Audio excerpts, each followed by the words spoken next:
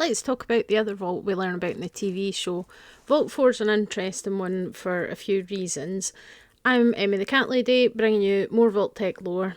So, Vault 4 is located under Hawthorne Medical Laboratories in Los Angeles, California. It's unusual in that a group of people lived in this vault for 5 years before the bombs fell.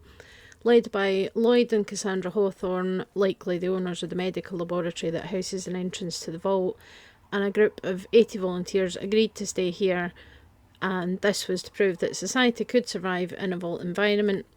Vault 4 was also used in a lot of the marketing materials for Vault-Tec, notably including TV adverts featuring Cooper Howard and the Hawthorns. The Hawthorns were researchers who focused on the effect of radiation on DNA, so they moved with their family into Vault 4, and Lloyd became the first overseer of Vault 4 when it was sealed when the bombs fell. So what was the experiment? Well, for once, Vault-Tec didn't completely hide and told the world that Vault 4 would be a technocracy, a community led by scientists who lived and worked there. What they didn't mention was that there was no limitations placed on these scientists, which gave them absolute freedom to research whatever they wanted, however they saw fit. So after all we've discussed in this series so far, I'm sure you can see the issues with this. Science without any oversight or ethical reviews can be dangerous and horrific, and Vault 4 scientists could do whatever they liked, and they absolutely did.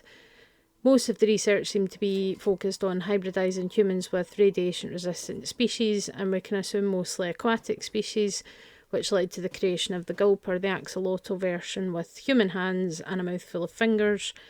And it would also explain why they had caviar available and other seafood, because caviar comes from sturgeon roe, and sturgeon are kind of a rare kind of fish that's also a very ancient species that has been around and predates things like trees.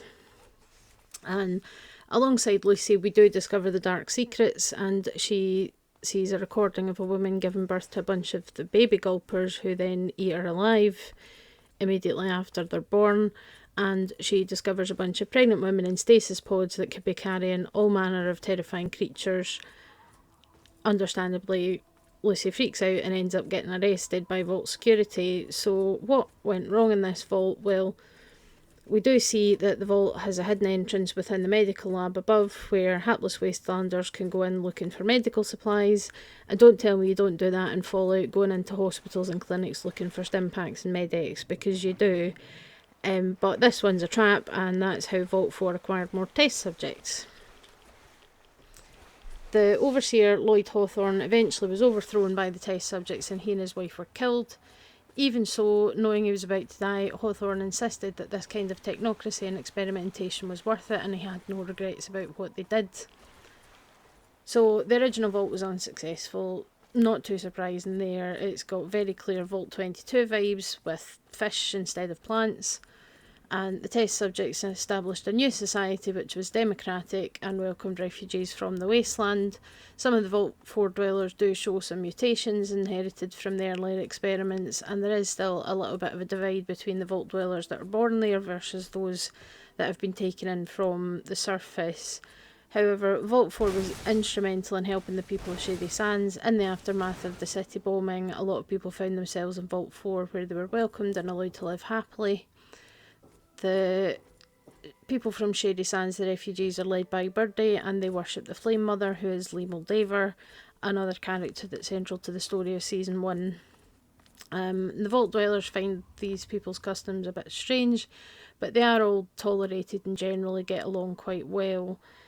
And Vault 4 is quite an interesting one, and its narrative importance can't really be understated. Vault 4's purpose is to show Lucy that Vault-Tec are not the good guys. It's the point where she really begins to doubt everything she's ever known. So when she was asked what experiment her vault had, and she answers with confusion that her vault didn't have one. And Lucy's arc over the first season is to really put her in the wasteland as a real fish out of water, pun intended, going from the nice happy structured vault society into the chaos of the wasteland.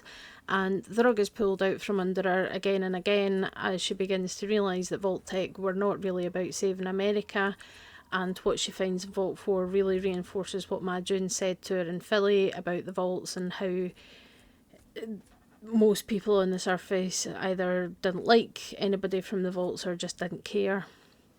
And it also sets her up for the revelation of what her father did to Sherry Sands. Now that she's seen the consequences of that for herself, it's more believable to her that this was something that happened on purpose. And then she obviously eventually learns that her father was an employee of Vault-Tec and he lied to her about who he was and where he came from, which hurts her a lot, but it's really quite important for her character to develop and evolve and to progress over her story arc.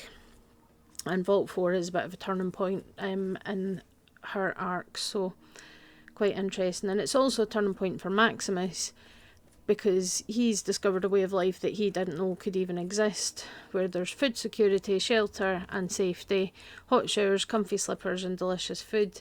Yet when he sees Lucy in trouble, he steals the fusion core and charges in, with no idea that the Vault 4 overseer plans to just let Lucy go back to the surface.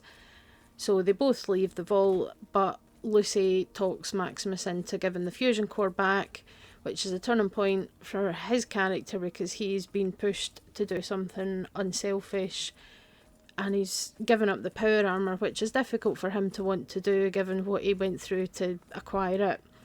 But he does decide to do it because Lucy thinks it's the right thing to do, so he's been influenced by Lucy's kind nature and has for once made a decision that's not selfish.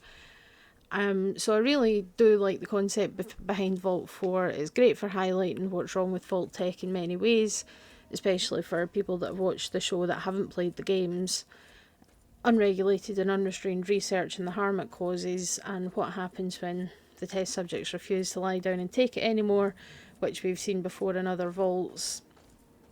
Vault 75 being quite a good example of that, where the super soldier children that they've been training eventually overpower the people in charge of the vault and take it over. So it's, it's got sort of Fallout pedigree as well, I would say.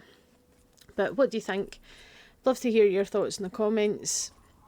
I'm almost done with the Vault-Tec series now, so I'll be looking at another kind of lore to cover on Thursdays going forward. If there's anything specific you think you'd like to see, let me know. I'm also writing weekly game reviews on one of my blogs, which I'll link in the description. At the moment it's mainly retrospective reviews for older games and particularly favourite games for me. So if you're interested in reading my thoughts about some games, then head over and have a look. Either way, thanks very much for listening and Happy New Year to you all. I'm very excited to bring a ton more lore and science content for all of you in 2025, so I will see you soon. Bye.